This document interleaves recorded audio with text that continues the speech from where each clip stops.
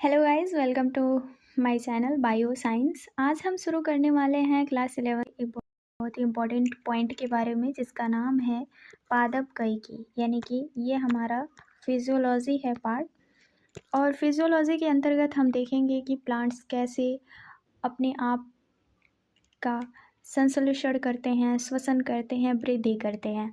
तो वो अपनी पूरी बॉडी का किस तरीके से स्वपोषण की प्रक्रिया के द्वारा वृद्धि करते हैं, तो उन सभी के बारे में हम बात करेंगे। यानी प्लांट कैसे खाना बनाते हैं, लाइट एनर्जी केमिकल एनर्जी में कैसे कन्वर्ट करते हैं, और दुनिया की पूरी फूड चेन कैसे चल रही है, तो इन सभी के बारे में हम बात करेंगे। तो अब हम बात करते हैं इस पॉइंट्स के बारे में।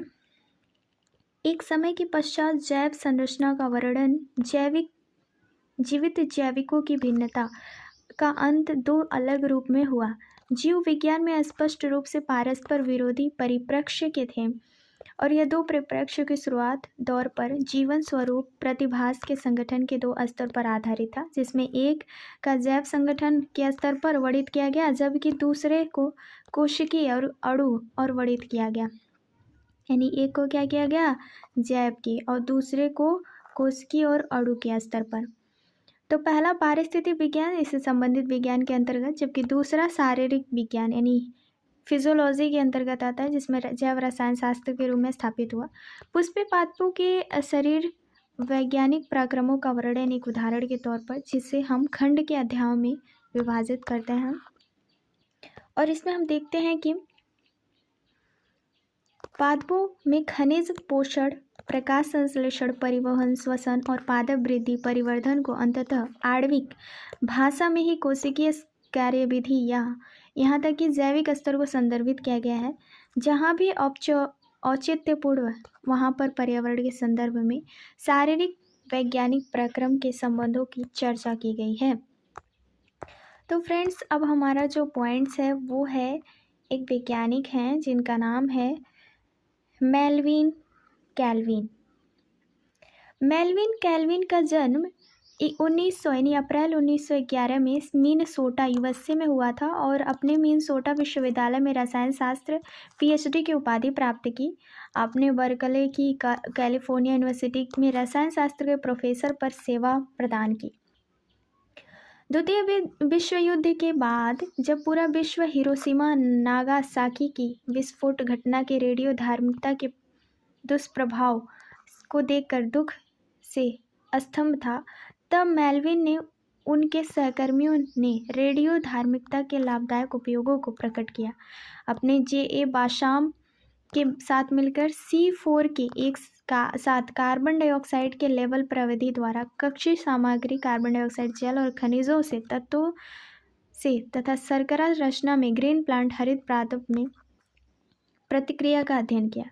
मेलविन ने प्रस्तावित किया कि पौधे प्रकाश ऊर्जा और रासायनिक ऊर्जा में बदल देते हैं, जिसके लिए वड़े अणुओं के संगठित ऐसे समूह और अन्य तत्वों में इलेक्ट्रॉन को स्थानांतरित करते हैं। प्रकाश संश्लेषण में कार्बन स्वांगीकरण के पाथवे के प्रतिचित्रण करने पर 1961 में नोबेल पुरस्कार मिला था इनको।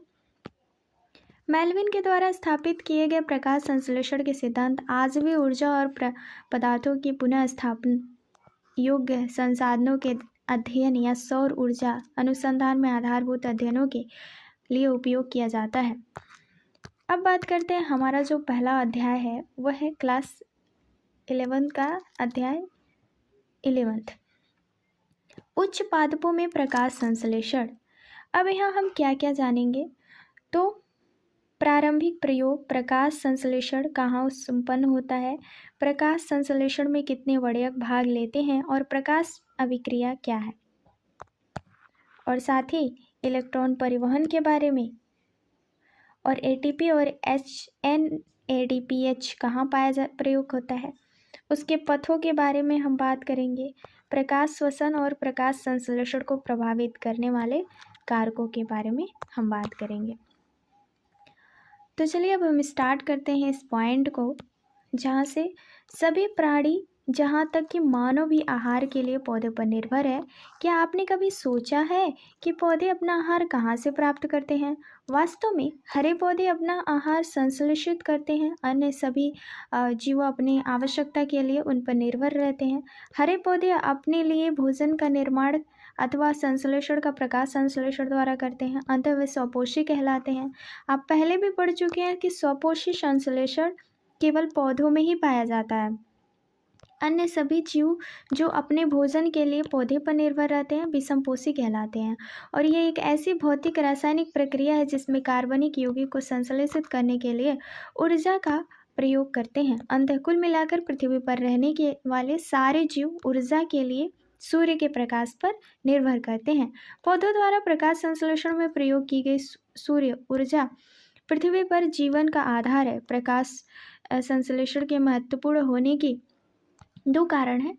यह पृथ्वी पर समस्त खाद्य पदार्थों का प्राथमिक स्रोत है और यहाँ वायुमंडल में ऑक्सीजन छोड़ता है।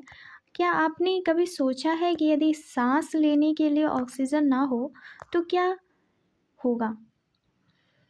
प्रकाश संश्लेषण मशीनरी तथा विभिन्न प्रक्रियाओं के विषय में बताया जाएगा जो इस पूरे चैप्टर में होगा, और प्रकाश ऊर्जा को रासायनिक ऊर्जा में रूपांतरित करती है, इसके बारे में भी बताया जाएगा। हम क्या जानते हैं? हमारा पॉइंट है, हम क्या जानते हैं कि पौधे अपना भोजन स्वयं बनाते हैं, यही जानते हैं। वो सूर्य से अपना भोजन प्राप्त करते हैं, यही जानते हैं। आइए यह पता करें कि प्रकाश संश्लेषण के विषय में क्या जानते हैं। पिछली कक्षाओं में अपने सरल प्रयोग किए उन्हें जिससे पता लगा कि क्लोरोफिल पत्तियों का हरा वर्णक होता है। प्रकाश तथा कार्बन डाइऑक्साइड CO2 प्रकाश संश्लेषण के लिए आवश्यक है। आपने शायद सबलित यानी वेरीगेट पत्तियां अथवा उस पत्ती में जिसे आंशिक रूप से काले कागज से ढक दिया प्रकाश में रखा हो, जिसमें स्टार्च मड बनाने की प्रयोग किया हो। क्या किया हो? प्रयोग किया हो। तो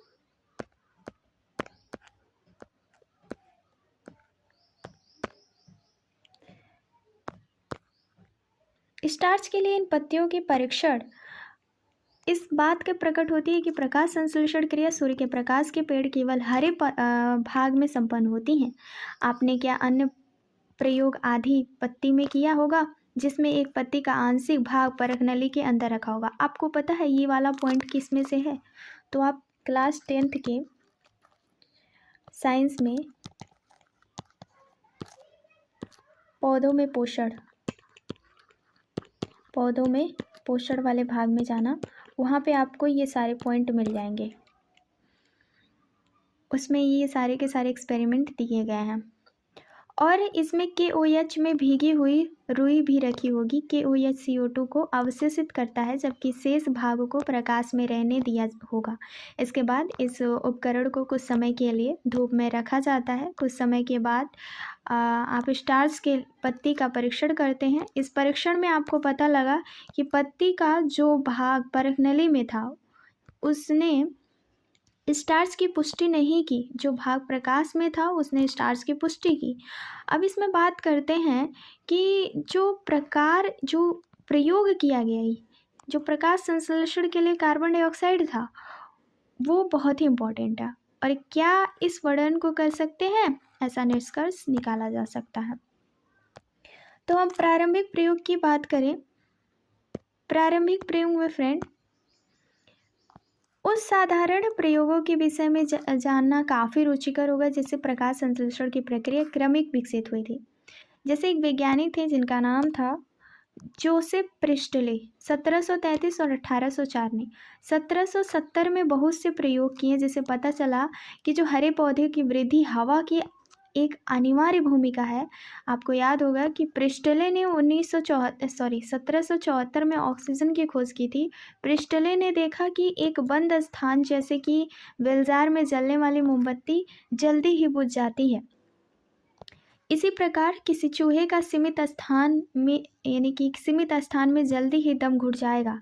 इस अवलोकनों के आधार पर उन्होंने यह निष्कर्ष निकाला कि चाहे जलती मोमबत्ती हो या अथवा कोई भी प्राणी वायु में सांस लेते हैं, वे हवा को क्षति पहुंचाते हैं। लेकिन जब उसने उसी बेल जार में एक पुदीने का पौधा रखा तो उसमें पाया कि चूहा जीवित रहा।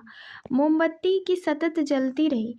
इस आधार पर प्रिस्टले ने निम्न परिकल्पना को कहा, मेन पॉइंट है कि पौधे उस वायु को क्षतिपूर्ति करते हैं जिन्हें सांस लेने वाले प्राणी और जलती हुई मोमबत्ती कम कर देती है ना। ये टेंसले ने कहा था, प्रिस्टले ने कहा था। क्या आप कल्पना कर सकते हैं कि प्रिस्टले ने प्रयोग करने के लिए एक मोमबत्ती एवं पौधे का प्रयोग कैसे किया होगा? याद रखें कि उसे मोमबत्ती को कुछ दिनों बाद पुनः जलाने की आवश्यकता होगी ताकि यह पता कर सके कि कुछ दिनों बाद वह जलेगी अथवा नहीं। सेटअप को बिना बाधित किए आप मोमबत्ती को जलाने के लिए किसी विधियों के प्रयोग के बारे में सोच सकते हैं। जॉन इंजनहाउस 1730 से 1799 ने प्रिस्टल द्वारा जैसे सेटअप का प्रयोग किया जिसमें उनसे एक बार अंधेरे और फिर एक बार सूर्य की रोशनी में रखा। इससे यह पता लगा कि पौधे की प्रक्रिया में सूर्य का प्रकाश अनिवार्य है। यह जलती हुई मोमबत्ती और मौस लेने वाले प्राणियों द्वारा खराब हुई वायु को शुद्ध बनाता है। इंजनहाउस ने अपने एक परिष्कृत प्रयोग में एक जलीय पौधे के साथ दिखाया कि तेज धूप में पौधे के हरे भाग के आसपास छोटे छोटे बुलबुले बन गए हैं, जबकि अंधेरे में रखे गए पौधे के आसपास बुलबुले नहीं बनते। बाद में उसने कुछ बुलबुले का पहचान ऑक्सीजन के कुछ रूप में की थी, लेकिन उन्होंने देखा कि जो पौधा था वो केवल हरा भाग ही ऑक्सीजन को छोड़ सकता था। बाकी जो ब्लैक वाला पार्ट था वो तो नहीं छोड़ सकता ना। जो ब्लैक वाला पार्ट था उसमें तो ऑक्सीजन नहीं आ सकता, और जो हरा वाला पार्ट था उसमें ऑक्सीजन आएगा, है ना, क्योंकि उसमें क्लोरोफिल होता है और वो ऑक्सीकृत होती है। 1854 में से पहले इसकी जानकारी नहीं थी, किंतु जूलियस बॉन सैचस ने प्रमाण दिया कि जब पौधे वृद्धि करता है तब ग्लूकोज शर्करा बनाती है। ग्लूकोज प्राय स्टार्च के रूप में संचित होता है। उसके बाद अध्ययनों में ये पता लगा कि पौधे का हरा पदार्थ, जिसे हम क्लोरोफिल कहते हैं, पौधे की कोशिका में स्थित विशिष्ट भाग क्लोरोप्लास्ट कहते हैं। उसने बताया कि पौधे के हरे भाग में ग्लूकोज बनता है और ग्लूकोज में प्राय स्टार्च के रूप में संचित होती है, यानी कि वही ग्लूकोज जो स्टार्च के रूप में संचित होती है। अब एक वैज्ञानिक और आते हैं जिनका नाम TW एंजेलमैन था। 1843 और 1909 द्वारा किए गए रोचक प्रयोग पर ध्यान दिया कि उसने प्रिज्म की सहायता से प्रकाश की स्पेक्ट्रमी घटकों में अलग किया और फिर एक हरे शैवाल क्लोडोफोरा को ऑक्सी बैक्टीरिया के निलंबन में रखा जो प्रदीप किया। बैक्टीरिया का प्रयोग ऑक्सीजन निकालने का केंद्र पता लगने के लिए था। उसने बताया कि बैक्टीरिया प्रमुखतः लाल और नीले प्रकाश में एकत्र हो गए थे। इस तरह से प्रकाश संश्लेषण का पहला सक्रिय स्पेक्ट्रम एक्शन स्पेक्ट्रम वर्णित किया गया था और ये मोटे तौर पर क्लोरोफिल ए और बी के अवशोषण स्पेक्ट्रम में मेल खाता है। 19वीं सदी के मध्य तक पादप प्रकाश संश्लेषण की सभी मुख्य विशिष्टताओं के बारे में पता चल चुका था, जैसे कि CO2 यानी पौधों में CO2 तथा पानी में प्रकाश ऊर्जा का प्रयोग कर कार्बोहाइड्रेट्स बनाते हैं। ऑक्सीजन उत्पन्न करने वाले जीवों में प्रकाश संश्लेषण की कुल प्रतिक्रिया आनुभविक समीकरण द्वारा प्रस्तुत किया गया। अगर हम यहाँ बात करें कुछ फॉर्मूला के बारे में, तो यहाँ पे जो प्रकाश संश्लेषण बनता कैसे है, तो पहले CO2 + H2O से प्रकाश बनेगा, फिर उसके बाद CH2O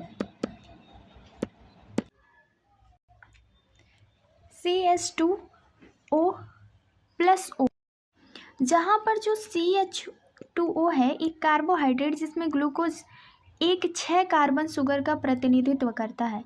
एक सूक्ष्मजीवी वैज्ञानिक कर्नेलियस वैन नील 1897-1985 के प्रयोग प्रकाश संश्लेषण को समझने में मील के पत्थर पर काम किया। उनका मानना था कि बैंगनी, पर्पल और हरे बैक्टीरिया पर आधारित था। उन्होंने बताया कि प्रकाश संश्लेषण एक प्रकाश आधारित प्रक्रिया है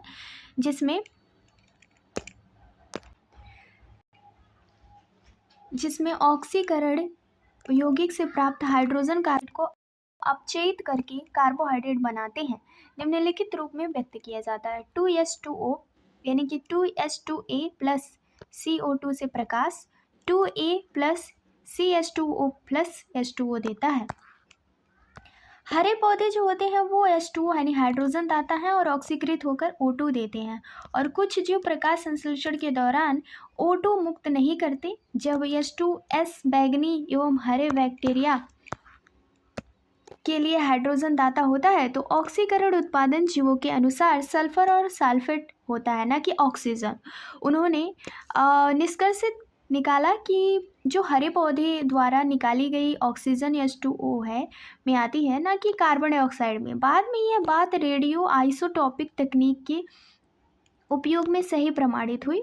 इसलिए कुल प्रकाश संश्लेषण को प्रस्तुत करने वाला सही निम्न, जैसे कि 6CO2 प्लस 12H2O से प्रकाश बना 6C6H12O6 plus 6H2O plus 6O2।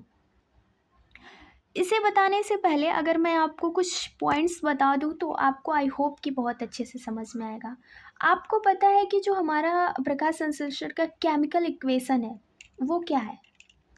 6CO2 plus 12H2O से C6H12O6 plus 6O2 plus 6H2O बनता है ना।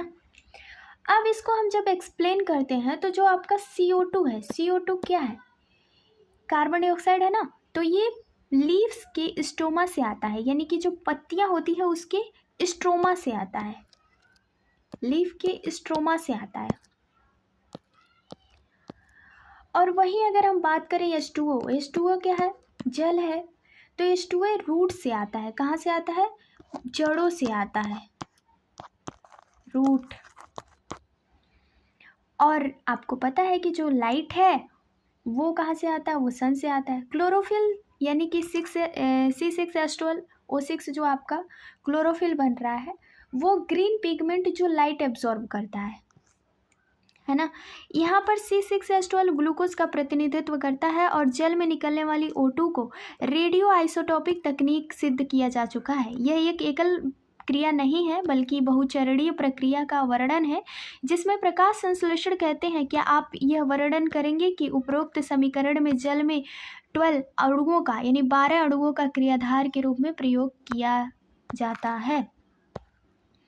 अब बात करते हैं हम प्रकाश संश्लेषण और कहाँ संपन्न होता है, यानी कि जो प्रकाश संश्लेषण है कहाँ पे होता है। तो अभी सवाल क्या है कि प्रकाश संश्लेषण कहाँ होता है, तो कहाँ की बात कर दे रहे हैं। ये प्रोसेस प्लांट के किस पार्ट में होता है? तो पहले हम बात करते हैं पत्ती के, यानी कि लीफ के अंदर। फिर लीफ के अंदर होने के बाद वो कुछ ऑर्गेनेल्स भी होते हैं, जैसे कि आपके सेल हैं। सेल में हमने देखा था कि जो ऑर्गेनेल्स हैं प्रोटोप्लाज्म, माइटोकॉन्ड्रिया, एंडोप्लाज्मिक रेटिकुलम और न्यूक्लियस है आपका, लाइसोसोम, राइबोसोम, DNA, RNA, जो भी अंदर के जितने भी ऑर्गेनेल्स हैं उनके बारे में बात की जा रही है। जो स्पेशल ऑर्गेनेल्स होते हैं उसमें कुछ जो प्लांट में ऑर्गेनेल्स होते हैं वो डिफरेंस होता है। और हरापन किसके कारण होता है? तो क्लोरोप्लास्ट के कारण आता है। किसके कारण? क्लोरोप्लास्ट के कारण। ये ऑर्गेनेल्स किस में पाया जाता है? तो ये ऑर्गेनेल्स पाया जाता है प्लांट में यानी पौधों में। तो क्लोरोप्लास्ट के कितने पार्ट होते हैं पहले हम ये देख लेते हैं। तो क्लोरोप्लास्ट के 3 पार्ट होते हैं। पहला होता है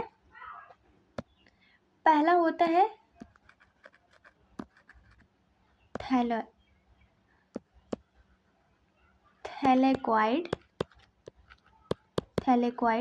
दूसरा है ग्रेना और तीसरा है स्ट्रोमा। अब ये थैलेक्वाइड, ग्रेना और स्ट्रोमा के अंदर अगर हम बात करें इस अध्याय में तो हरी पत्तियों में, अथवा आप कह सकते हैं कि क्लोरोप्लास्ट में निश्चित ही उसका उत्तर सही है। क्लोरोप्लास्ट क्रिया हरी पत्तियों में संपादित होती है, लेकिन यह पौधे के अन्य सभी हरे भागों में भी होती है। क्या आपने पौधे के कुछ अन्य भागों के बारे में नाम बता सकते हैं? जैसे मैंने अभी कुछ बताया जहाँ प्रकाश संश्लेषण संपादित होती है, मैंने 3 पार्ट बताया, थैलेकोइड, ग्रेना और स्टोमा। आपने पिछले कक्षा में पढ़ा होगा कि पत्तियां मेसोफिल कोशिकाओं से बनी होती है। ये क्लास 10 की बात कर रहा है, ठीक है, तो आप एक बार उसको भी पढ़ लो तभी ये समझ में आएगा, जिनसे अत्यधिक मात्रा में क्लोरोप्लास्ट होते हैं। और सामान्य क्लोरोप्लास्ट मेसोफिल कोशिकाओं की भित्ति के साथ पंक्तिबद्ध होते हैं, जिससे कि वे इष्टतम मात्रा में अपतित प्रकाश प्राप्त कर सकें। आपके विचार से हरित लवक कब अपने सपाट पटल भित्ति के समांतर प्रतिबंधित होते हैं? वे अपतित सूर्य के प्रकाश में कब लंबवत होते हैं? आपको मैं इस डायग्राम के बारे में एक्सप्लेन करती हूँ, ठीक है। अब मैं इसके बारे में बात करूँ तो ये एक इलेक्ट्रॉन सूक्ष्मदर्शी द्वारा दिखाई हरित लवक की काट है, यानी कि ये क्लोरोप्लास्ट की काट है। तो इसमें पाया जाता है एक बाहरी झिल्ली। अब बाहरी झिल्ली किसे कहते हैं? क्लोरोप्लास्ट की सबसे बाहरी परत होती है। ये क्या करता है? इसका काम होता है क्लोरोप्लास्ट को सुरक्षा देना, है ना। और इस सेमी परमेबल होता है, यानी अर्ध परागमय होती है। दूसरी है आंतरिक झिल्ली, यानी कि आंतरिक झिल्ली की बात करें तो ये दूसरा वाला पार्ट है। यह आंतरिक झिल्ली के अंदर स्थित होती है, यानी बाहरी झिल्ली के अंदर स्थित होती है और पदार्थों के आवागमन को नियंत्रित करती है। अगर हम बात करें बाह्य यानी बाहर की और अंदर की जो पार्ट है, उस झिल्ली को डबल मेम्ब्रेन इन्वेलोप बनाती है, दूसरी वाली। और तीसरी जिसको हम पट्टिका यानी पटलिका स्ट्रोमा बोलते हैं, इसका काम क्या होता है? ये क्लोरोप्लास्ट के अंदर वाला भाग होता है। ये जो ग्रीन वाला पार्ट आपको दिख रहा है, यह एक कैल्विन साइकिल यानी डार्क रिएक्शन होती है, जिसमें क्या पाए जाते हैं? इसमें अधिकांश एंजाइम पाए जाते हैं। एंजाइम होता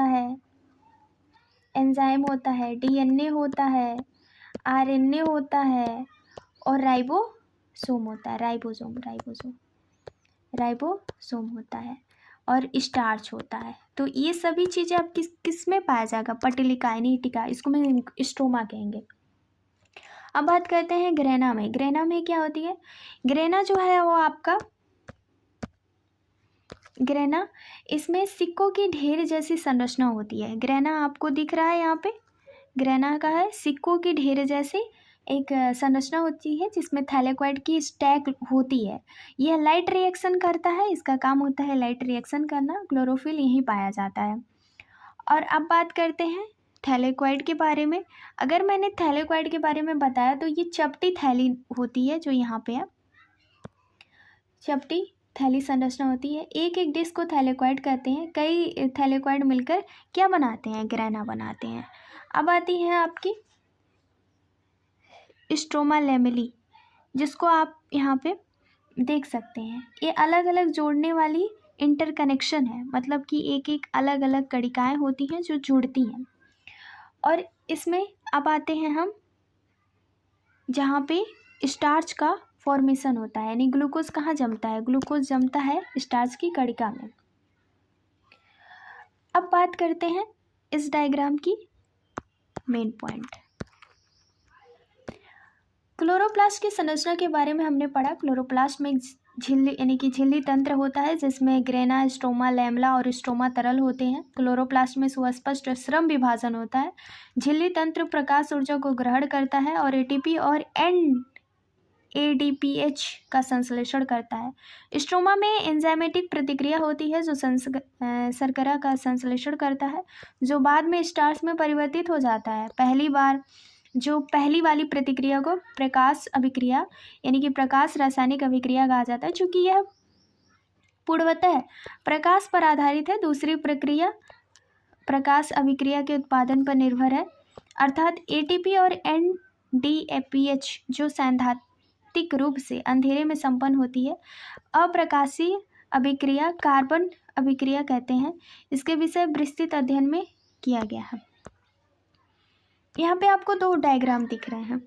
एक है हरित लवक वर्णकों के द्वारा प्रकाश संश्लेषण का अवशोषण, जैसे क्लोरोफिल बी, कैरोनोइड्स और क्लोरोफिल ए।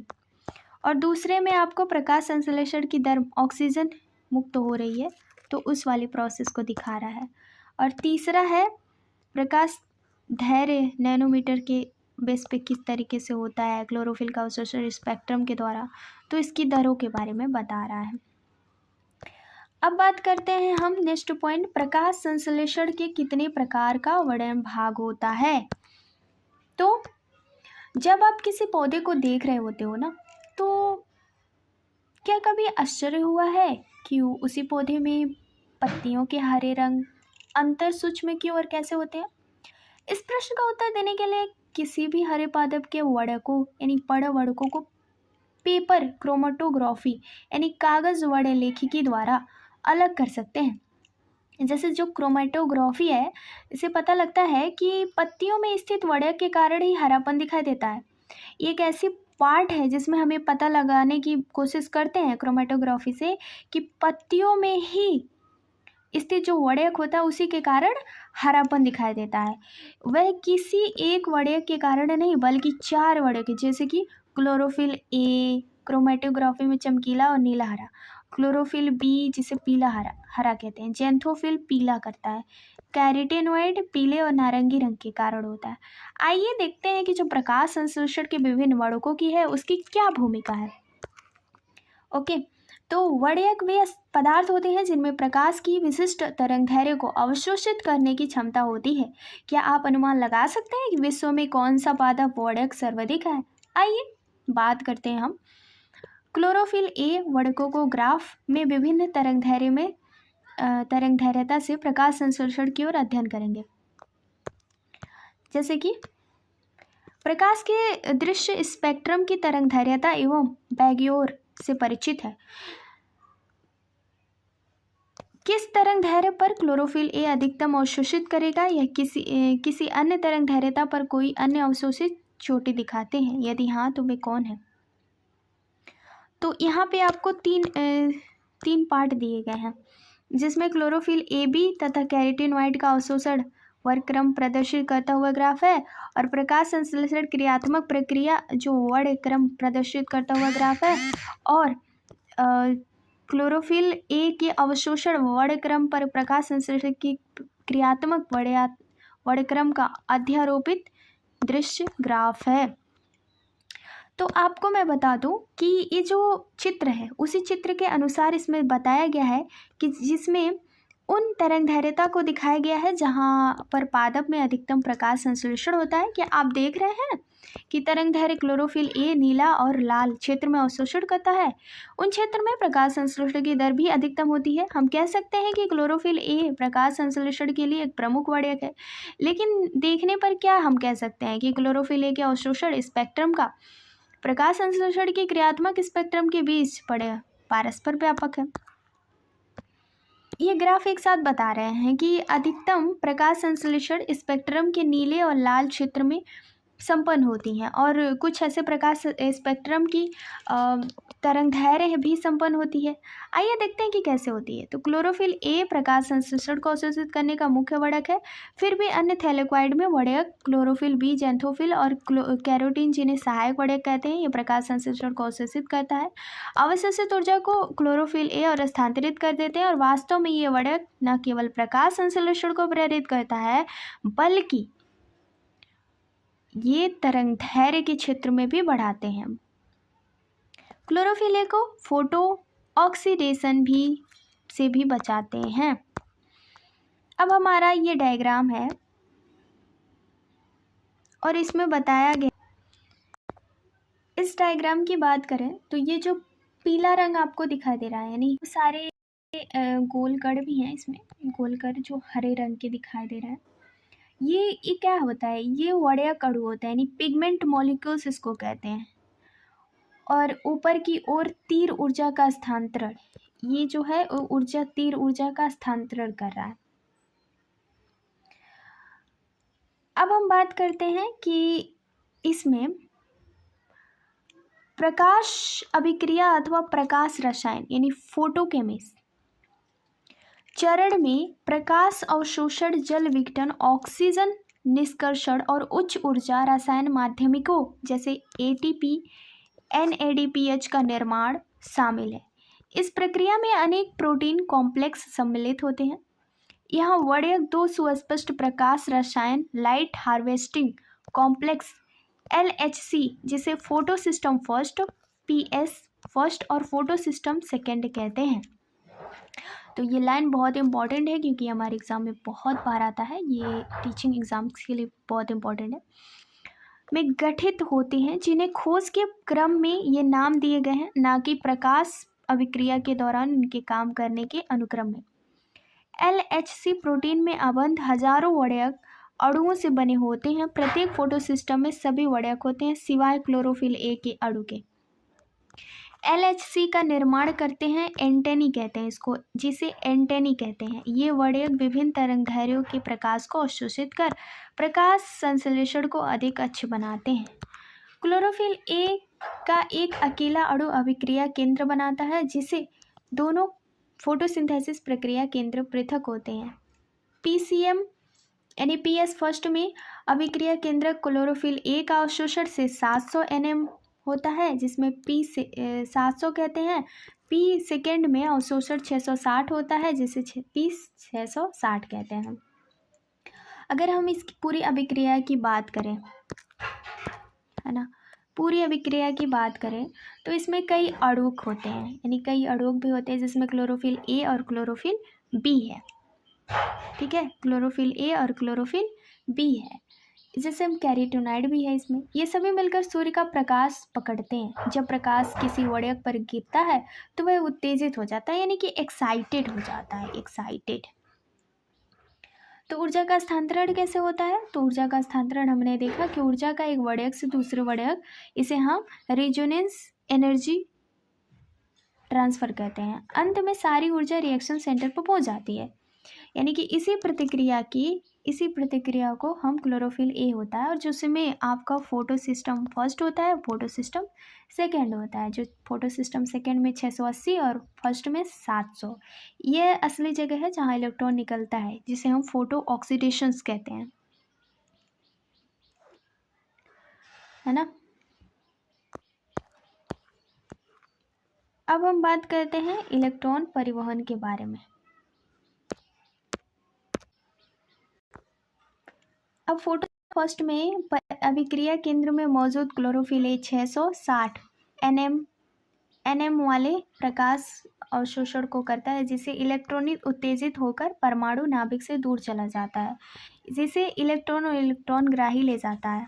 और इस इलेक्ट्रॉन्स ट्रांसपोर्ट सिस्टम में साइटोक्रोम होते हैं जो पहुंचा दिया जाता है, और इलेक्ट्रॉन की यह गतिविधि अधोगामी है जो अपव्यय विभव मापता है, जिसे रिडक्स पोटेंशियल स्केल के रूप में जानते हैं।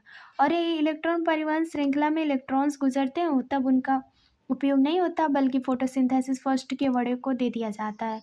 इसके साथ ही साथ PS फर्स्ट का अभिक्रिया केंद्र के इलेक्ट्रॉन भी प्रकाश की 700 nm तरंगदैर्घ्य को अवशोषित कर उत्तेजित होता है, और यह अनुग्रही अणुओं में इसका उपापचय रिडॉक्स विभव अधिक हो स्थानांतरित होता है।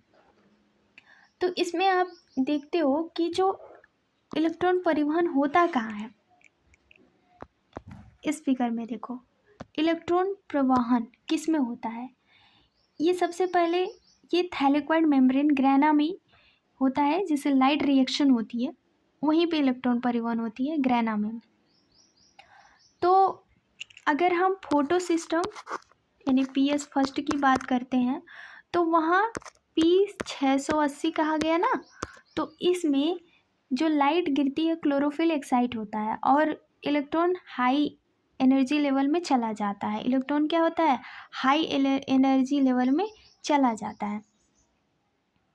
फिर उसके बाद एक इलेक्ट्रॉन निकलकर चला जाता है इलेक्ट्रॉन एक्सेप्टर के पास। इलेक्ट्रॉन कहाँ चला गया? इलेक्ट्रॉन एक्सेप्टर के पास चला गया। अब जब इस एक्सेप्टर के पास चला जाता है तो अब 680 इलेक्ट्रॉन खो देता है, ऑक्सीडाइज हो जाता है ना, ऑक्सीडाइज हो जाता है। अब यहाँ पे हम एक बार बात कर लेते हैं इलेक्ट्रॉन के स्थानांतरण की सारी योजना PS सेकेंड में शुरू होकर शिखरों परिग्रह की ओर इलेक्ट्रॉन परिवहन श्रृंखला में होते हुए PS फर्स्ट में इलेक्ट्रॉन की उत्तेजना अन्य ग्रह स्थानांतरण अतः अधोगामी होकर NDPH को उपचयित NDPS प्लस H प्लस के बनने से होती है। तो ये सारी योजना जेट के आकार की होती है, इसलिए जेट स्कीम कहते हैं। अब सभी वाहक क्रमानुसार उपापचय विभव माप हो सकते हैं। जैसे कि अगर यहाँ पे बात करें वाटर का फोटोलिसिस कैसे होता है। वाटर का फोटोलिसिस अगर इस फिगर की बात करें तो इलेक्ट्रॉन जो P है P 680 है, उसमें बताया गया है कि इलेक्ट्रॉन वापस P 680 में मिल जाता है। यहाँ पे आके क्या कर रहा है, इलेक्ट्रॉन मिल गया और ऑक्सीजन बाहर निकल गया। ऑक्सीजन क्या हो गया, बाहर निकल गया। H प्लस आयन ल्यूमेन में जमा हो गया। H प्लस आयन जो होता है वो ल्यूमेन में क्या होता है, जमा हो जाता है। फिर इलेक्ट्रॉन का इस रास्ते पे भी जा सकता है। जैसे PS सेकेंड की बात करें तो इसमें फोटोक्यूनॉन साइटोक्रोम कॉम्प्लेक्स फोटोसाइनाइन और फोटो सिस्टम होती है, जिसमें 700 एनर्जी लगभग के आसपास में होती है। इस दौरान एनर्जी रिलीज होती है। और अगर हम बात करें ATP का फॉर्मेशन, ATP जो है वो क्या करता है, साइटोक्रोम कॉम्प्लेक्स के द्वारा H प्लस आयन ल्यूमेन में पंप होता है, यानी कि ये क्या हो रहा है, पंप हो रहा है और प्रोटॉन ग्रेडियंट बनाता है। ATP सिंथेसिस एंजाइम के द्वारा ATP बनाता है। इसे ही हम फोटो फॉस्फोरिलेशन कहते हैं, यानी कि इसे हम क्या कहते हैं, फोटो फॉस्फोरिलेशन। ठीक है, नेक्स्ट पॉइंट हमारा है जल का विघटन। जल का विघटन कैसे होता है। PS सेकेंड कैसे इलेक्ट्रॉन की आपूर्ति निरंतर करता है। इलेक्ट्रॉन जो फोटो सिस्टम सेकेंड से निकलते हैं उसकी जगह निश्चित ही दूसरी लेनी चाहिए। जल विघटन का संबंध PS सेकेंड से होता है। जल H प्लस इलेक्ट्रॉन विघटित होता है, इससे ऑक्सीजन उत्पन्न होती है। जो प्रकाश संश्लेषण एक शुद्ध उत्पादन फोटो सिस्टम फर्स्ट से निकलने वाले इलेक्ट्रॉन फोटो सिस्टम सेकेंड से उपलब्ध कराए जाते हैं। यहाँ पे जैसे 2H2O से 4H plus plus O2 plus He minus बना। तो ये हमने ये अच्छी तरह जान लेना चाहिए कि जल विघटन PS सेकेंड यानी PS सेकेंड से संबंधित है, जो थैलेक्वाइड की झिल्ली की ओर भरी होती है। तब इस दौरान बनने वाला प्रोटोनस O2 कहाँ मुक्त होते हैं, अवकाशिका यानी ल्यूमेन में झिल्लिका के बाहर की ओर। तो अगर हम इसकी बात करें चक्रीय, बात करते हैं फॉस्फोरिलेशन यानी चक्रीय और अचक्रीय फॉस्फोरिलेशन। तो पहले हम फॉस्फोरिलेशन के बारे में बात करते हैं कि प्रकाश की उपस्थिति में जो ADP होती है, यानी कि ADP होती है, ADP प्लस PI से ATP बनाता है। क्या बनाता है, ATP का फॉर्मेशन होता है। इसे ही हम फॉस्फोरिलेशन कहते हैं। दो प्रकार का होता है, एक होता है चक्रीय और दूसरा होता है अचक्रीय। और जब जीवों में ऑक्सीकरण पदार्थों में ऊर्जा निकलने और उससे संबंध ऊर्जा की रूप में संचय करने की क्षमता होती है, तो विशेष पदार्थ जिसे ATP ऊर्जा को अपने रासायनिक बंध में संयोजित रखती है। कोशिकाओं द्वारा माइटोकॉन्ड्रिया क्लोरोप्लास्ट में ATP के संश्लेषण की प्रक्रिया को फॉस्फोरिलेशन कहते हैं, जैसे मैंने अभी बताया आपको। फॉस्फोरिलेशन यानी फोटो फॉस्फोरिलेशन वह प्रक्रिया है जिसमें प्रकाश की उपस्थिति में ADP तथा अकार्बनिक फॉस्फेट में ATP का संश्लेषण होता है। जब दो फोटो सिस्टम क्रमिक कार्य करते हैं तो उसमें फोटो PS सेकेंड पहले और PS फर्स्ट दूसरे क्रम में कार्य करें तो इस प्रक्रिया को अचक्रीय फोटो फॉस्फोरिलेशन कहते हैं। यानी कि फोटो फॉस्फोरिलेशन में ये कहाँ होता है, तो थैलेक्वाइड मेम्ब्रेन ग्रेना में होता है और ये ग्रेना के अंदर होगा। तो ये फोटोसिंथेसिस फर्स्ट में 680 सक्रिय होगा, तो फोटो सिस्टम फर्स्ट में जो 700 भी सक्रिय होगा। तो इलेक्ट्रॉन PS फर्स्ट और PS सेकेंड की ओर जाता है, इलेक्ट्रॉन वापस नहीं आता है। तो इस दोनों में फोटोसिंथेसिस एक इलेक्ट्रॉन परिवहन श्रृंखला से जुड़ जाता है, यानी कि ये क्या किया, जुड़ गया और इस जेड स्कीम में जा चुके होते हैं, यानी कि यहाँ पे जा चुके होते हैं। इस NADPH प्लस H2H प्लस दोनों ही इस प्रकार के इलेक्ट्रॉन प्रवाह को संश्लेषित करते हैं। यानी कि अगर हम बात करें तो ATP, NADPH और ऑक्सीजन जब तीनों मिलेंगे तो इसे जेड स्कीम कहेंगे। तो तब इलेक्ट्रॉन फोटो सिस्टम में घूमता रहता है और फॉस्फोरिलेशन इलेक्ट्रॉन चक्रीय प्रवाह के कारण होता है और यह प्रवाह स्ट्रोमा लैमेली में होता है। ग्रेना की झिल्ली और lamellae PS first PS second दोनों ही होते हैं, जबकि स्ट्रोमा लैमेली झिल्लियों में PS second NADPH reduction enzyme नहीं होते। उत्तेजित इलेक्ट्रॉन एनडीपी में परित नहीं होता बल्कि वापस पीएस फर्स्ट में चला जाता है, यानी कॉम्प्लेक्स बना लेता है। इलेक्ट्रॉन प्रवाह श्रृंखला को चक्रीय होता है और अतः चक्रीय प्रवाह केवल एटीपी का संश्लेषण होता है, न कि एनएडीपीएच। चक्रीय फोटोफॉस्फोरिलेशन तभी होता है जब उत्तेजना के प्रकाश संश्लेषण में 680 nm से अधिक हो। जैसा कि पीएस जो सेकेंड है वो प्रकाश गिराता है इलेक्ट्रॉन एक्साइटेड को, और वाटर जो होता है वो फोटोलाइसिस करता है, ऑक्सीजन यानी O2 बनाती है। इलेक्ट्रॉन कैरियर से होकर पीएस फर्स्ट तक जाता है। पीएस फर्स्ट से इलेक्ट्रॉन एनएडीपी को दिया जाता है, एनएडीपीएस बनता है। फोटो ग्रेडिएशन से एटीपी बनता है ना। तो नेक्स्ट हम चलते हैं रसोपरासरणी परिकल्पना, केमियोस्मोटिक हाइपोथेसिस। क्लोरोप्लास्ट में एटीपी कैसे संश्लेषित होता है, यह वर्णन रसोपरासरणी परिकल्पना द्वारा कर सकते हैं। श्वसन की भांति प्रकाश संश्लेषण में एटीपी संश्लेषण झिल्लिका की आर पार प्रोटॉन प्रवणता के कारण होता है। यहाँ पर ये झिल्लियाँ थैलेक्वाइड की होती हैं। यहाँ पर अंतर यह है कि प्रोटॉन झिल्लियों के अंदर ही अर्थात अवकोशन ल्यूमेन में संचित होता है। श्वसन में प्रोटॉन माइटोकॉन्ड्रिया की अंतर झिल्ली अवकोशिका में संचित होती है जब इलेक्ट्रॉन एटीएस से गुजरता है। यह समझने कि इन कारणों में प्रोटॉन प्रवणता यानी झिल्लिता की ओर आर पार होती है, पुनः प्रक्रियाओं पर ध्यान देना होगा और इलेक्ट्रॉन की सक्रियाओं और परिवहन के समय संपन्न होता है ताकि इन चरणों को सुनिश्चित किया जा सके। कारण क्या है, प्रोटॉन प्रवणता का विकास। चूँकि जल के अणु का विघटन झिल्लियों के आर पार की तरफ होता है, जल के विघटन में उत्पन्न हाइड्रोजन आयन अथवा प्रोटॉन थैलेक्वाइड अवकाशित यानी ल्यूमेन में संचित होती है। जैसे कि इलेक्ट्रॉन फोटो सिस्टम के माध्यम से गति करती है, प्रोटॉन झिल्ली के पार चला जाता है। ऐसा इसलिए होता है क्योंकि जो इलेक्ट्रॉन का प्राथमिक ग्रही है जो झिल्लिका के बाहर की ओर स्थित होता है, यह अपने इलेक्ट्रॉन को एक इलेक्ट्रॉन वाहक को स्थानांतरित नहीं करता बल्कि हाइड्रोजन वाहक करता है। इलेक्ट्रॉन प्रवाह के समय यह अणु में ये जो स्ट्रोमा होती है प्रोटीन ले लेता है। जब अणु इलेक्ट्रॉन को झिल्ली के भीतर और इलेक्ट्रॉन वाहक को देता है तब प्रोटॉन के अंदर अथवा झिल्ली के अवसाकिका को मुक्त होता है। एनएडीपीएस रिडक्शन एंजाइम झिल्ली के स्ट्रोमा की ओर होता है और पीएस फर्स्ट के इलेक्ट्रॉन ग्रही से आने वाले इलेक्ट्रॉन्स के स्थान प्रोटॉन एनडीपी को एसडीपीएच और अचयित करने के लिए आवश्यक होती है, यानी कि ये प्रोटॉन स्ट्रोमा पठित का से ही आते हैं। अब इस पूरे डायग्राम की बात करते हैं तो आपको बता दें जो ये फिगर है यहाँ पे,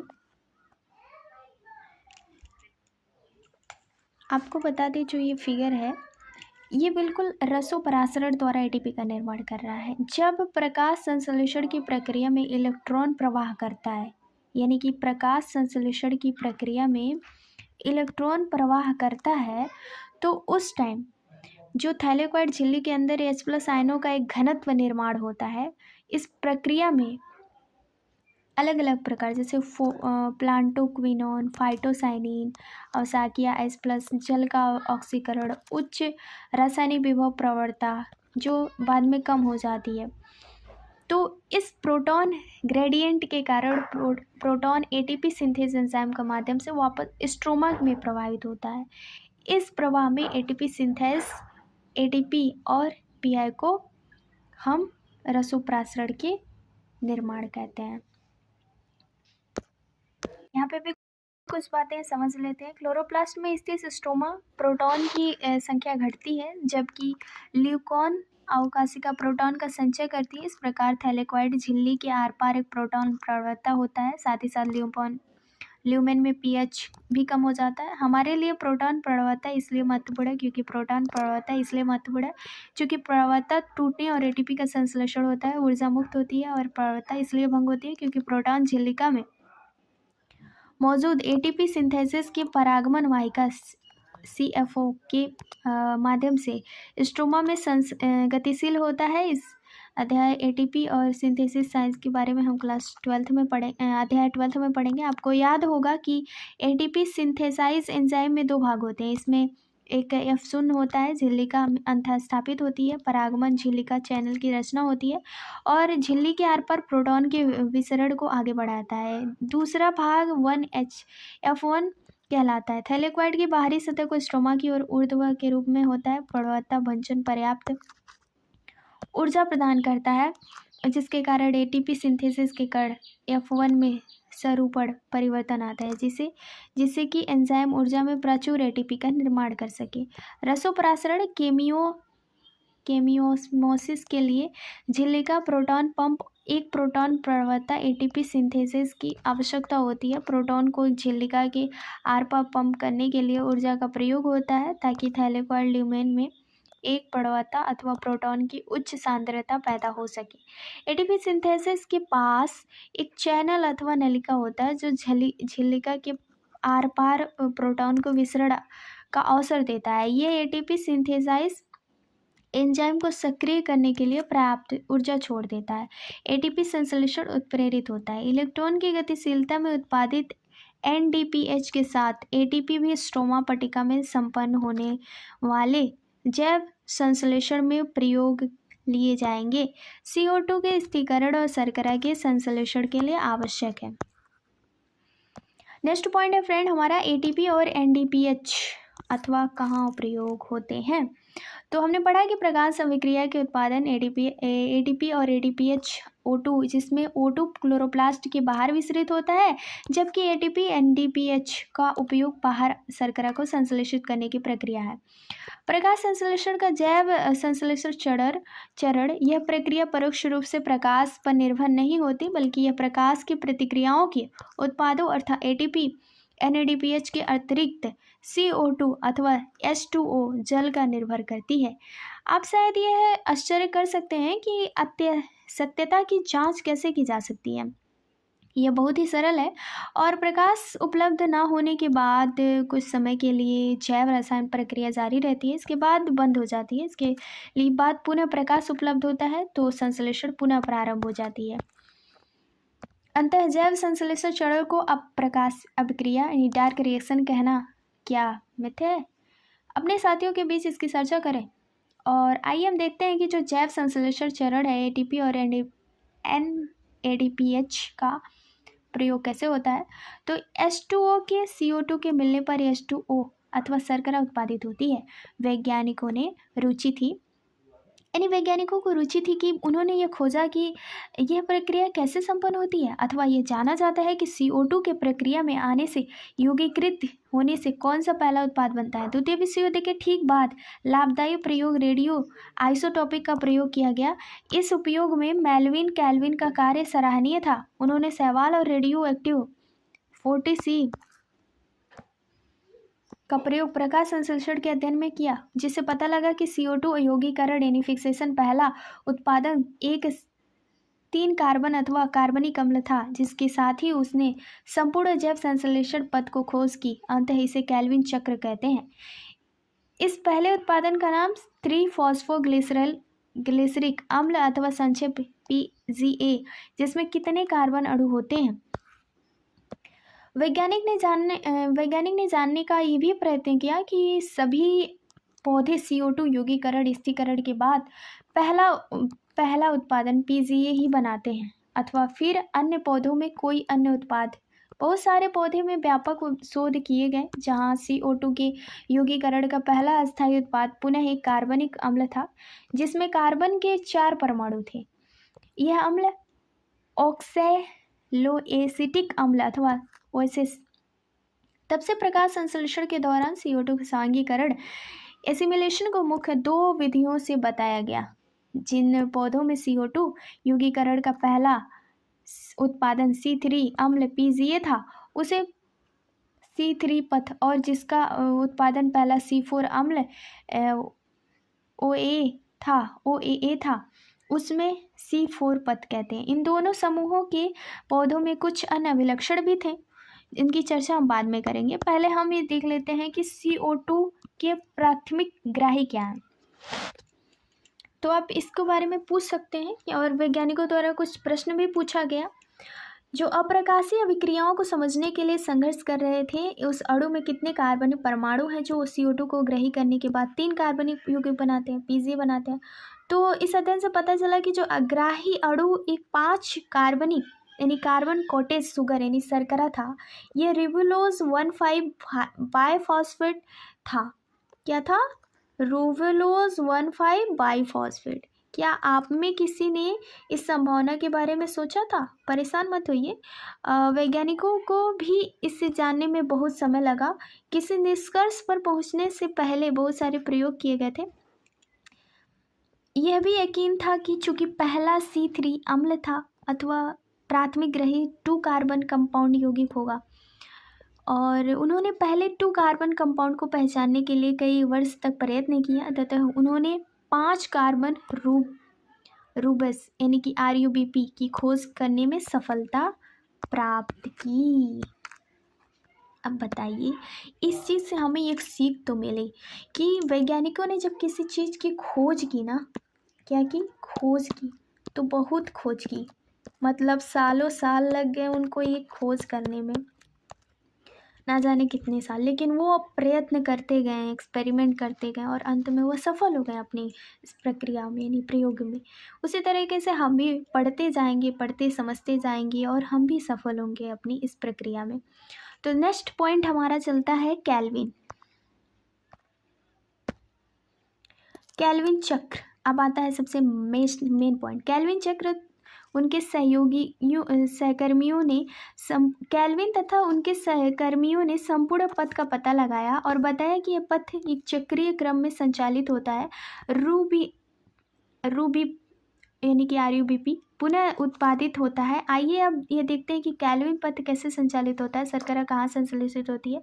शुरू में हम स्पष्ट रूप से समझ लें कि केल्विन चक्र उन सभी पौधों में होता है जो प्रकाश संश्लेषण करते हैं। यानी केल्विन चक्र किस में होता है? जिसमें प्रकाश संश्लेषण होता है। इससे कोई फर्क नहीं पड़ता कि उसमें चाहे पथ C3 हो C4 हो, है ना, कोई फर्क नहीं पड़ता। जैसे कि इस फिगर में दिया गया है, इस फिगर में क्या है? इस फिगर को हम केल्विन चक्र कहेंगे और इस केल्विन चक्र की धाराओं में बांटा गया है। देखिए, इसमें पहले तो कार्बोक्सिलेशन होता है। कार्बोक्सिलेशन करने के बाद 3-फॉस्फोग्लिसरेट बनता है। फिर इसमें 3-फॉस्फोग्लिसरेड एक अवकाश की प्रोसेस में आएगा जहाँ पे ATP NADPH बनेगा। फिर ट्राइफोज बनेगा। ट्राइयोस फॉस्फेट में अवकाश में ADP और IP और NADP का फॉर्मेशन होगा। डायोस फॉस्फेट बनेगा तो स्टार्च का फॉर्मेशन होगा।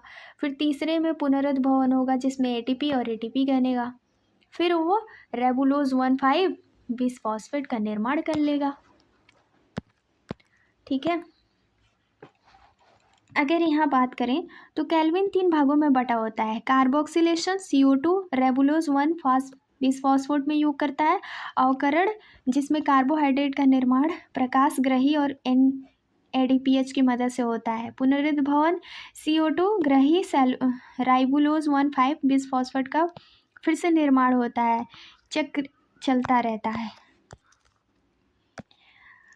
तो चलिए दोस्तों, नेक्स्ट पॉइंट पे हम जाते हैं और ये वीडियो बहुत लंबी हो गई है तो पूरी हम कोशिश करेंगे कि पूरा समझ में आ जाए। केल्विन चक्र को आसानी से समझने को इनको 3 चरणों में बांटा गया है।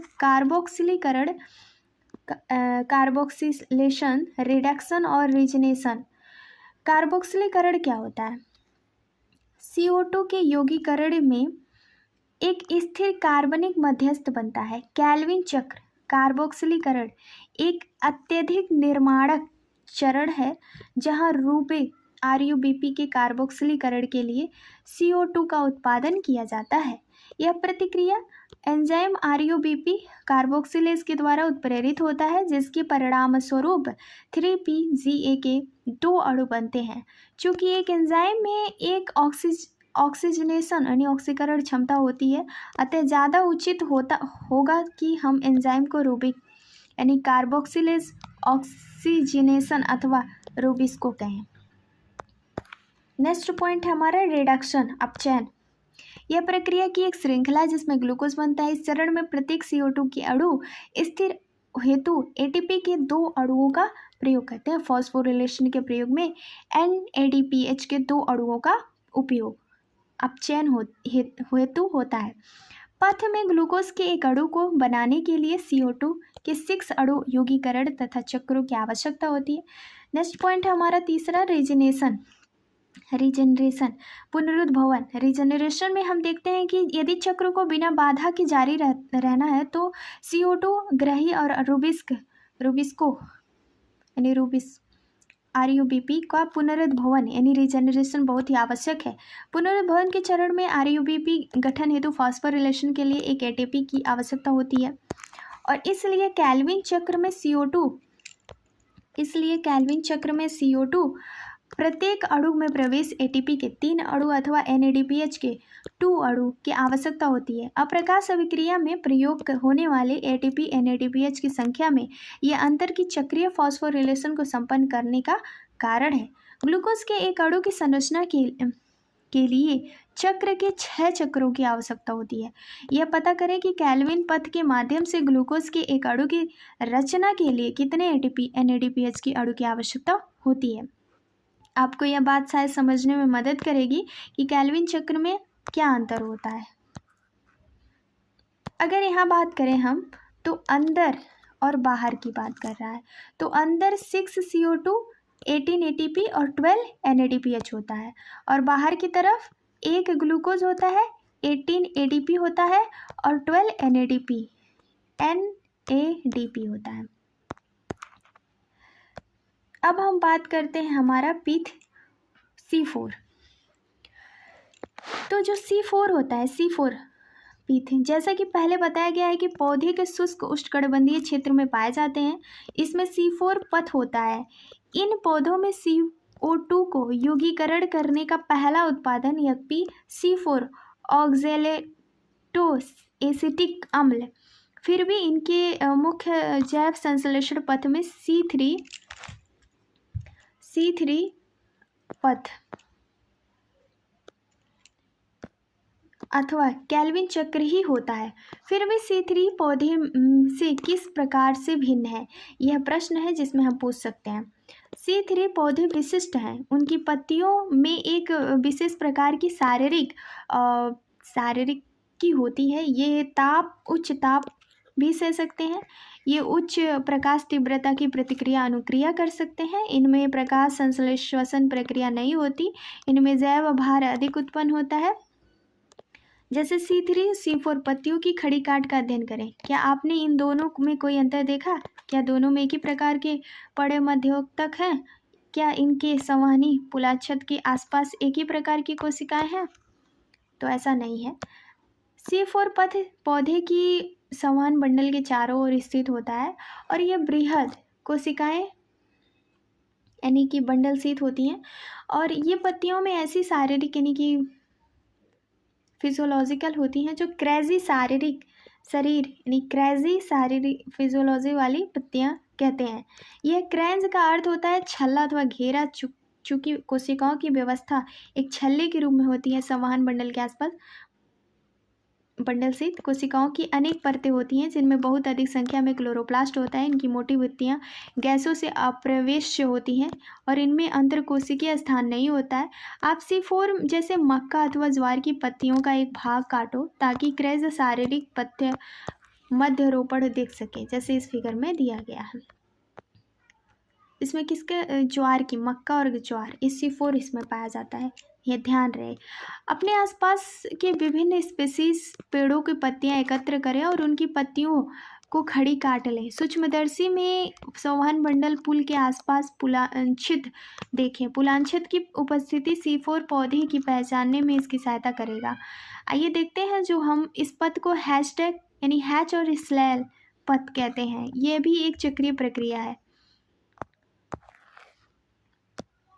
C2 का प्राथमिक ग्रही एक 3 कार्बन यानी कि 3 कार्बन फॉस्फोइनल पायरुविक PEP है और ये पड़ मध्योतक कोशिका में स्थित होता है।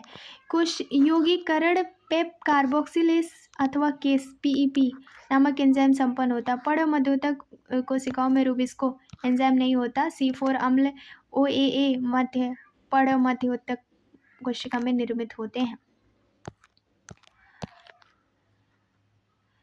इसके बाद ये पड़ मध्योतक कोशिका में अन्य 4 कार्बन वाले अणु यानी अम्ल, मौलिक अम्ल और एस्पार्टिक अम्ल बनाते हैं जो कि पुच्छादंत कोशिकाओं में चले जाते हैं। पुलाच्छंद कोशिकाओं में C4 अम्ल विघटित हो जाती है जैसे CO2 तथा एक 3 कार्बन अणु मुक्त होता है। 3 कार्बन अणु पड़ मध्योतक में वापस आ जाता है जहां यह पुनः पेप में बदल जाता है और इस तरह से चक्र पूरा होता है। पुलांछित कोशिकाओं में निकली CO2 कैल्विन अथवा C3 में प्रवेश करती है। कैल्विन एक ऐसा पथ है जो सभी पौधों में समान रूप से होता है। पुलांछित कोशिका रुबिस्को से भरपूर होती है परंतु केप केस में रहित होती है। अतः मौलिक और कैल्विन पथ जिससे परिणाम स्वरूप शर्करा बनती है C3 C4 पौधों में सामान्य रूप से होता है। क्या आपने ध्यान दिया कि कैल्विन पथ C3 पौधे की पड़ मध्योतक कोशिकाओं में पाया जाता है, C4 में पड़ मध्योतक कोशिकाओं में संपन्न नहीं होता, किंतु पुलांछित कोशिकाओं में केवल कारागार होता है। अब बात करते हैं हम फोटो रिसेप्शन, प्रकाश श्वसन। हम एक और प्रक्रिया प्रकाश श्वसन को जानने का प्रयत्न करते हैं। C3 एवं C4 पौधों में महत्वपूर्ण अंतर करती है। प्रकाश श्वसन समझने के लिए हमें कैल्विन पथ के प्रथम चरण अर्थात CO2 स्थिरीकरण के पहले चरण के विषय में कुछ अधिक जानकारी करनी होगी। यह वह प्रक्रिया है जहाँ रुबिस्को कार्बन डाइऑक्साइड संयोजित 3-PGA के 2 अणुओं का गठन करता है और एक एंजाइम रिबुलोज विस फॉस्फेट कार्बोक्सिलेज ऑक्सीजनेसिस के द्वारा उत्प्रेरित होता है। रुबिस्को नामक एंजाइम विश्व में सबसे ज़्यादा प्रचुर है। आपको आश्चर्य होता है क्यों? इसका क्या गुण है? इसकी सक्रिय जगह CO2 और O2 दोनों से संबंधित हो सकता है, इसलिए ये रुबिस्को कहते हैं। क्या आप सोच सकते हैं कि यह कैसे संभव है? जब CO2 और O2 का अनुपात लगभग समान होता है तो रुबिस्को में O2 की अपेक्षा CO2 की अधिक मधुता। कल्पना कीजिए यदि ऐसा नहीं होता तो क्या होता। यह अबंधता प्रयोगितात्मक और O2 और CO2 में इसमें कौन सा आबाद है, यह उनकी सापेक्ष सांद्रता पर निर्भर करता है। C3 पौधे में O2 रुबिस्को से संबंधित होती है जबकि CO2 का यानी कार्बन डाइऑक्साइड का यौगिकरण कम हो जाता है। यहाँ पर अरायुवापी 3-PGA के अणु परिवर्तित होने के बजाय ऑक्सीजन से संयोजित होकर चक्र एवं फॉस्फोग्लिसरेट अणु अथवा फॉस्फोग्लाइकोलेट का एक अणु बनाते हैं जिसे प्रकाश श्वसन कहते हैं। प्रकाश श्वसन पथ में शर्करा और ATP का संश्लेषण नहीं होता बल्कि ATP के उपयोग के साथ O2 भी निकलते हैं। प्रकाश श्वसन पथ में ATP और NADPH का संश्लेषण नहीं होता। प्रकाश संश्लेषण जैविक कार्य के बारे में अभी तक पता नहीं है। अब यहाँ पे हमें C4 और C3 के कुछ विभिन्न विशिष्टताओं के बारे में अंतर देख लेते हैं। जैसे कि विशिष्टता क्या है? वह कोशिका जिसमें कैल्विन चक्र संपन्न होती है। बताइए किसमें कैल्विन चक्र संपन्न होती है, C3 में कि C4 में? अगर हम C3 और C4 की बात करें, इन दोनों के बीच क्या अंतर है, तो पहला स्थिर उत्पादन जिसमें 3 कार्बन यानी 3 PGA पाया जाता है और इसमें 4 कार्बन OAA पाया जाता है ना। और फिर CO2 स्थिरीकरण एंजाइम, इसमें CO2 स्थिरीकरण एंजाइम जो होता है, यानी जो CO2 स्थिरीकरण एंजाइम के इसके आधार होता है, तो रूबिस्को में इसमें पाया जाता है, और इसमें PEP कार्बोक्सिलेज में पाया जाता है, कार्बोक्सिलेज में पाया जाता है। अगर वहीं हम बात करें C3 और C4 में, तो जो प्रकाश श्वसन है यानी रिस्पायरेशन, तो वो आपका अधिक होगा C3 में, और बहुत कम होगा आपका C4 में। वहीं तापमान अनुकूल की बात करें तो तापमान अनुकूलन की बात कर रहा है, तो जो टेम्परेचर होगा वो इसमें माध्यम ताप पे होगा और इसमें उच्च ताप पे होगा, यानी C4 में क्या होगा, तापमान उच्च ताप और अधिक होगा। अगर हम इसकी संरचना की बात करें तो संरचना में जो C3 होता है उसमें साधारण पत्ती बनता है, साधारण पत्ती की संरचना, लेकिन C4 में क्रेंच एनाटॉमी बनता है। क्या बनता है, क्रेंच एनाटॉमी। जैसे ये हो गया गेहूँ, और ये गेहूँ और चावल, और ये हो गया मक्का और गन्ना। तो ये आई होप कि यहाँ तक आपको समझ में आया होगा। नेक्स्ट पॉइंट है हमारा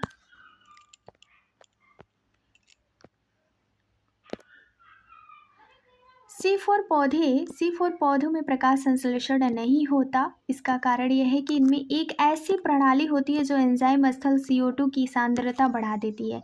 ऐसा तब होता है जब बड़े मध्योतक का C4 मूलांछन में टूटकर CO2 को मुक्त कर देता है, जिसके परिणाम स्वरूप CO2 की अंतरकोशिका सांद्रता बढ़ जाती है। इससे यह सुनिश्चित हो जाता है कि रूबिस्को कार्बोक्सिलेज के रूप में कार्य करता है, जिससे उसकी ऑक्सीजनेशन के रूप में कार्य करने की क्षमता कम हो जाती है। C4 पौधे में श्वसन नहीं होता। यह संभव आप समझ गए होंगे कि इन पौधों में उत्पादन क्यों अच्छा होता है। इसके अतिरिक्त ये पौधे उच्च ताप को सहन कर सकते हैं। चर्चा के आधार पर क्या आप इन पौधे की तुलना कर सकते हो। C3 और C4 पथ होता है। यदि इस तालिका को बनाओ तो बहुत ही अच्छी बात है। नेक्स्ट पॉइंट है, आप प्रकाश संश्लेषण को प्रभावित करने वाले कुछ कारकों के बारे में अध्ययन करोगे। प्रकाश संश्लेषण को प्रभावित करने वाले कारक विषय में जानना आवश्यक है। प्रकाश संश्लेषण की दर पौधे और फसली पादपों के उत्पादन जानने में अत्यंत ही महत्वपूर्ण है। प्रकाश संश्लेषण के कई कारकों में प्रभावित होता है, और जो बाह्य और आंतरिक दोनों ही हो सकते हैं। पादपों में संख्या, आकृति, अणु और पत्तियों का विन्यास, बड़े मध्योतक कोशिकाएं और क्लोरोप्लास्ट, अतिरिक्त CO2 की सांद्रता और क्लोरोफिल की मात्रा आदि। पादप अथवा आंतरिक कारक पौधे की वृद्धि अथवा आनुवंशिक पूर्वकुलता पर निर्भर करता है। बाह्य कारक सूर्य के प्रकाश, CO2 यानी ताप, CO2 की सांद्रता और जल, पादप की प्रकाश प्रक्रिया, संश्लेषण की प्रक्रिया, ये सभी कारक एक ही समय में साथ साथ प्रभाव डालते हैं। ये भी बहुत सारे कारक परस्पर क्रिया करते हैं, साथ ही साथ प्रकाश संश्लेषण अथवा CO2 के यौगीकरण के प्रभावित करते हैं। फिर प्राय इसमें कोई भी एक कारक इस दर को प्रभावित अथवा सीमित करने का मुख्य कारण बन जाता है। किसी भी समय पर उपानुकूलतम स्तर पर उपलब्ध कारक द्वारा प्रकाश संश्लेषण दर निर्भर करती है। जब अनेक कारक जैसे कि जैव रासायनिक प्रक्रिया को प्रभावित करते हैं, तो Blackman 1905 a law of limiting factors प्रभाव में उन्होंने बताया। उसके अनुसार कोई भी रासायनिक प्रक्रिया एक से अधिक कारकों द्वारा प्रभावित होती है, तो उसकी दर का निर्धारण उसी समीपस्थ कारक द्वारा होगा जो कि न्यूनतम मान मूल्य वाला होता है। अगर उस कारक की मात्रा बदल दी जाए तो कारक प्रक्रिया को सीधा प्रभाव पड़ता है, जैसे कि इस फिगर में। प्रकाश की तीव्रता, प्रकाश संश्लेषण के प्रति दर पर प्रभाव का ये ग्राफ है। नेक्स्ट हम उदाहरण में देखते हैं। हरी पत्ती अधिकतम अनुकूलन प्रकाशित होती है, यानी कि प्रकाश CO2 की उपस्थिति के बावजूद यदि ताप बहुत कम हो तो प्रकाश संश्लेषण नहीं करेगी। इसी पत्ती में प्रकाश संश्लेषण तभी शुरू होगा यदि उसे इष्टतम ताप प्रदान किया जाए। अब बात करते हैं प्रकाश के बारे में। तो जब हम प्रकाश संश्लेषण को प्रभावित करने के कारक के रूप में लेते हैं तो हम प्रकाश की गुणवत्ता यानी प्रकाश तीव्रता दीप्तिकाल के रूप बीच अंतर करने की आवश्यकता होती है। यह कम प्रकाश तीव्रता पर अपतित प्रकाश CO2 के यौगीकरण की दर के बीच एक रेखीय संबंध है। उच्च प्रकाश तीव्रता होने पर दर में कोई वृद्धि नहीं होती, अन्य कारक सीमित हो जाते हैं। इसमें ध्यान देने वाली रोचक बात यह है कि प्रकाश संतृप्त पूर्ण प्रकाश के 10% पर होती है। छाया अथवा सघन जंगलों में उगने वाले पौधों को छोड़कर प्रकाश शायद ही प्रकृति में सीमाकारी कारक हो। एक सीमा के बाद अपतित प्रकाश क्लोरोफिल के विघटन का कारण होती है, जिससे प्रकाश संश्लेषण कम दर होती है। अब बात करते हैं कार्बन डाइऑक्साइड की सांद्रता। प्रकाश संश्लेषण में कार्बन डाइऑक्साइड एक प्रमुख सीमाकारी कारक है। वायुमंडल में CO2 की सांद्रता बहुत ही कम है, 0.03 और 0.04% के बीच है। CO2 की सांद्रता में 0.05% तक वृद्धि के कारण CO2 की यौगीकरण दर में वृद्धि हो सकती है, लेकिन इसमें अधिक की मात्रा लंबे समय तक के क्षतिग्रस्त कारक बन सकता है। C3C4 पौधे में कार्बन डाइऑक्साइड की सांद्रता भिन्न अनुक्रिया करते हैं। निम्न प्रकाश स्थितियों में दोनों में से कोई भी समूह उच्च CO2 सांद्रता के प्रति अनुक्रिया नहीं करते। उच्च प्रकाश तीव्रता में CO2 C4 दोनों ही तरह के पादप में प्रकाश संश्लेषण की दर बड़ी हो सकती है। यहाँ पर यह ध्यान देना महत्वपूर्ण है कि C4 लगभग 360 संतृप्त हो जाता है। C3 बढ़ी हुई CO2 सांद्रता पर अनुक्रिया करता है। संतृप्त केवल 450 माइक्रोलीटर होता है के बाद दिखाई देती है और उपलब्ध CO2 का स्तर C3 पादप के रूप में सीमाकारी है कि C3 पौधे उच्चतर CO2 सांद्रता की अनुक्रिया करते हैं। इसमें प्रकाश संश्लेषण की दर वृद्धि होती है, इसके फलस्वरूप उत्पादन अधिक होता है। सिद्धांत का प्रयोग ग्रीन हाउस फसलों जैसे टमाटर, बेल, मिर्च आदि में किया गया। कार्बन डाइऑक्साइड के भरपूर वातावरण में बढ़ने का अवसर दिया जाता है ताकि उच्च पैदावार हो। अब बात करते हैं ताप के बारे में। तो अप्रकाशीय अभिक्रिया एंजाइम पर निर्भर करती है, इसलिए ताप द्वारा नियंत्रित होती है। यद्यपि प्रकाश अभिक्रिया ताप संवेदी होती है, लेकिन ताप काफ़ी कम प्रभाव पड़ता है। C4 उच्च ताप पर अभिक्रिया करते हैं, इसमें प्रकाश संश्लेषण की दर ऊंची होती है, जबकि C3 पौधे के लिए इष्टतम ताप पर काम होता है। पौधे विभिन्न प्रकार के प्रकाश संश्लेषण के इष्टतम ताप उनके अनुकूलन आवास पर निर्भर करती है। उष्णकटिबंधीय पौधे के इष्टतम ताप उच्च ताप होते हैं। समशीतोष्ण जलवायु में उगने वाले पौधे के एक अपेक्षाकृत कम ताप की आवश्यकता होती है। नेक्स्ट है जल, ये लास्ट है इसमें जल।